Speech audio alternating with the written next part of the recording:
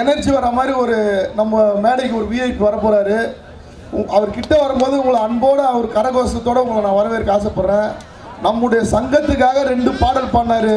திரைப்பட பின்னணி பாடகர் கானா பாலா. கானா பாலா அவர்கள் வந்து ரொம்ப எழுத்துப்பூர்வமாகவும் சிந்தனையாகவும் பாடினார். நான் ஒரு போஸ்டரில் பேனரில் பேரை போடுறேன்னு சொன்னேன். இருந்தாலும் அதெல்லாம் வேண்டாம் நான் வந்துடுனாரு.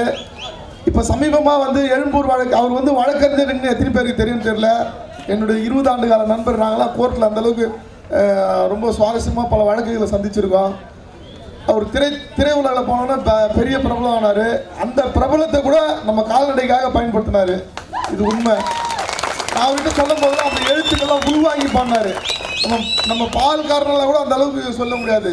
காலையில் 5 மணிக்கு நாங்கள் எழுந்து வீடு வீடாக கொடுக்குறோங்க பாலை கறந்து நல்ல வழியில் சம்பாதிக்கிறோம், எங்களையா நசுக்கிறீங்கன்னு சொல்லிட்டு அவர் அவ்வளோ அழகாக பாடினார் அந்த பாட்டை. இந்த வார்த்தை, எழுத்து, இசை மொத்தம் அவர் தான். இன்னைக்கு வந்து அவருடைய நம்ம மேலே அக்கறை வச்சு வந்திருக்காரு. தமிழ்நாடு அரசோட பத்மபூஷன் விருது வாங்கினவர். சமீபமாக எழும்பூர் நீதிமன்றத்தில் இணைச்செயலாளருக்காக போட்டிட்டு மெஜாரிட்டியான ஓட்டு வாங்கி ஜெயிச்சார். இப்போ சென்னை உயர்நீதிமன்றத்தில் பொங்கல் விழாவுக்கு போக வேண்டியவர். உயர்நீதிமன்றத்தில் பொங்கல் விழா எனக்கு 2வது கால்நடை விவசாயியின் பெருவிழாவுக்கு வரேன்னு சொல்லி வந்திருக்காரு.